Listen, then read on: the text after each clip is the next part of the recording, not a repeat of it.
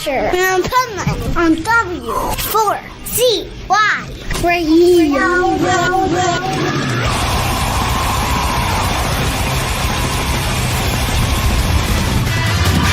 Wait a sec, give me just a minute. Paranoia flooding my heart, and I'm afraid that it won't stop. That it won't stop. On the Adventures of Pipeman W4CY Radio, and I'm here with our next guest, traveling over the pond once again. I love going over there because they have such great music over in the UK.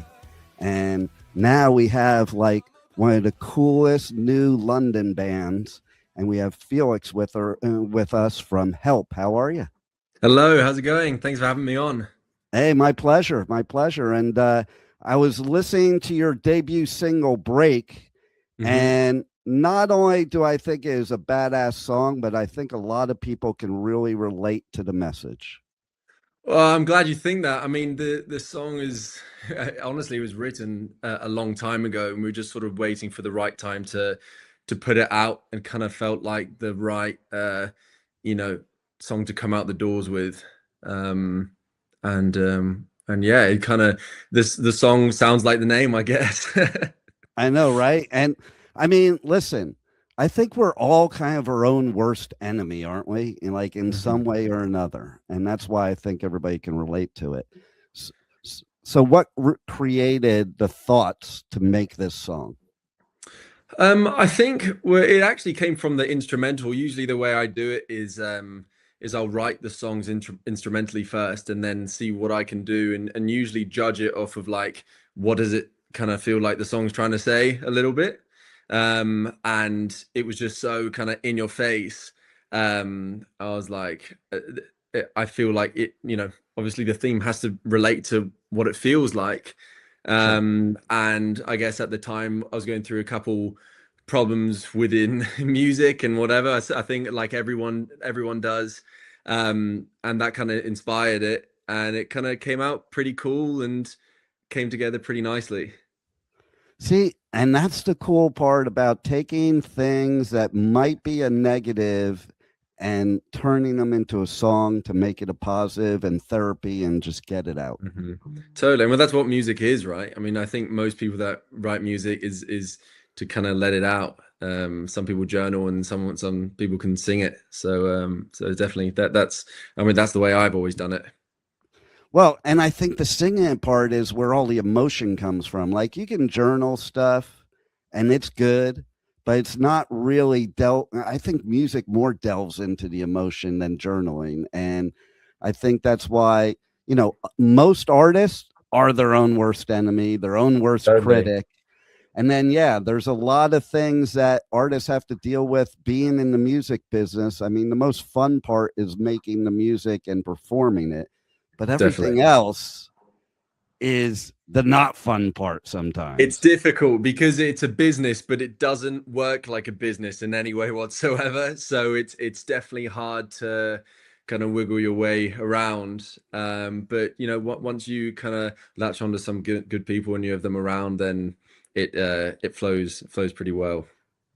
So tell me, what were those moments that led up to the forming of Help and the people that you have surrounded yourself with? Sure. Yeah. So actually the concept of Help is pretty new. I was auditioning for this band in LA earlier this year. Oh no, I guess last year now, in April. And I just kind of had this idea of this band kind of being a bit more punky and whatever. I've always been like a solo guy before this. And I ran it by a couple people, and everyone seemed to really like it. Pretty much everyone I ran it by. And I thought the music that I had backed up also matched the kind of image I was trying to portray. And it came about fairly quickly. I was put in contact with Shelter Music Management, who I've been trying to get in contact with for years. So I was pretty happy with that. And because of them, they've sort of surrounded me with some good people. I'm in London, so this is a pretty good hub for the heavy scene. And actually, I've been totally pleased. It's a completely different experience from my previous endeavors doing solo stuff and whatever. So yeah, I'm really pleased, and how it's come about so quick. So would you say then it looks to me like you're happy that you have gone and blossomed into this band from solo, and there's a lot of benefits to it.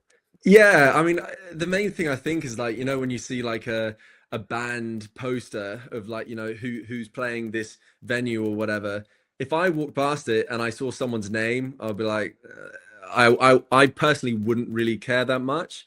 But then if you see a really cool name for a band, even if you don't know the band, you're kind of like, you're more interested, or at least in my opinion. And I just thought the name Help was so good, and it really, kind of punches you in the face. It feels like you already know a band called Help, Yeah, totally.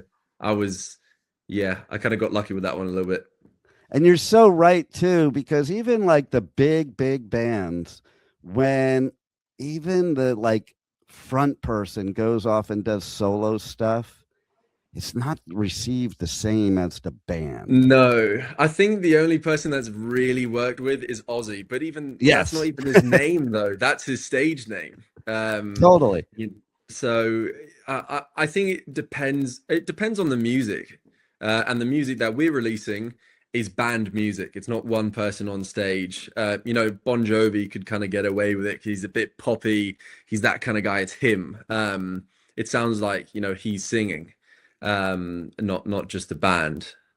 Right. And you're so right about Ozzy, but I think Ozzy too, like he's had some of the greatest musicians throughout his solo career, and I think that's what made him Ozzy, along with himself obviously, but without them maybe we wouldn't have had the same outcome. Yeah, you're right. I mean, I think it also probably his voice helped a lot, because no one is ever going to sound like him, and no one sounded like him before, so that definitely helped him out a little bit. Yeah, it's like you're right, because like you have a bunch of these tribute bands coming and playing now, and I listen to them, I'm like, yeah, it sounds like the song, but it doesn't sound like Ozzy. No, yeah, I think it's a little bit like the problem with rock now. I mean, there's some amazing bands out, but you go onto a rock playlist and it all sounds like the same band, and it just gets a bit boring after a while. And I guess that's what we're trying to do, to kind of change it up a bit, switch it up, and not just do the same thing that everyone else is. And they're successful in it, and that's great. But it's definitely, the down the middle rock stuff is not what we're looking at. Yeah, it's funny you should say that, because I'm one of those people that I've said, like, nowadays, compared to going back in the beginning of like metal and hard rock, you didn't have a formula then. And it's almost like bands have a formula now. Yeah, definitely. I call it like an algebraic equation, and like metal should not have that. Right? Metal shouldn't have that. Hard rock shouldn't have that. And I don't think rock in general should, because the whole point is, you take some of the greatest bands in history, they didn't sound like anybody else. And they had like blending of different influences to make a unique sound. And I think that's what I heard when I heard your song. Well, I'm glad you think that. That's what I'm trying to do. But yeah, you're definitely right. There's a blueprint that everyone follows, and actually it makes sense. Like I'm guilty of writing music that sounds like other people, but it's because everything has been done and everyone's trying to do it. So right. it does make sense. These older bands like, even like Dio and Ozzy and stuff, like there wasn't anyone like them before. I'm not saying it's easy, but it was probably easier to be a bit more unique because there's less competition. But now, it's like a million songs go on Spotify every day. It's like you're competing with a lot of people. And that's why it's good to put your own individuality into it, and that's what I feel you guys do. What else can we expect from you this year?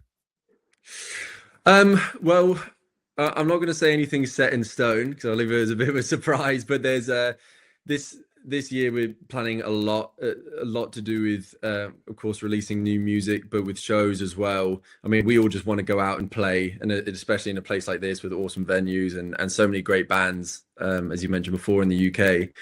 But very, very soon there'll be lots of announcements of shows, possibly some festivals, some cool stuff, and we're super excited. We're gearing up for it. Nice. I hope it's one of the festivals that I cover, because you guys would probably be badass live. Oh, well, fingers crossed, man. We'll see what you can do.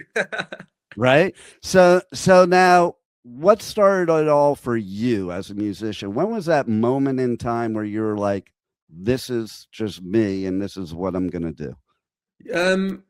Man, it was a long time ago. I think, well, the earliest memory I have is watching, I think it was a live version of Nothing Else Matters. And it was just Kirk playing the intro, and it was so good. And I at this point I already had guitars because I thought they looked cool, but I didn't know how to play or anything like that when I was very young. And I think from that moment, that's how I what got me into it. And you know, I grew up in the Middle East. I was born in Bahrain and grew up in Dubai. And you know, there's not a big metal scene there at all. I mean, there's not even a music scene. Right.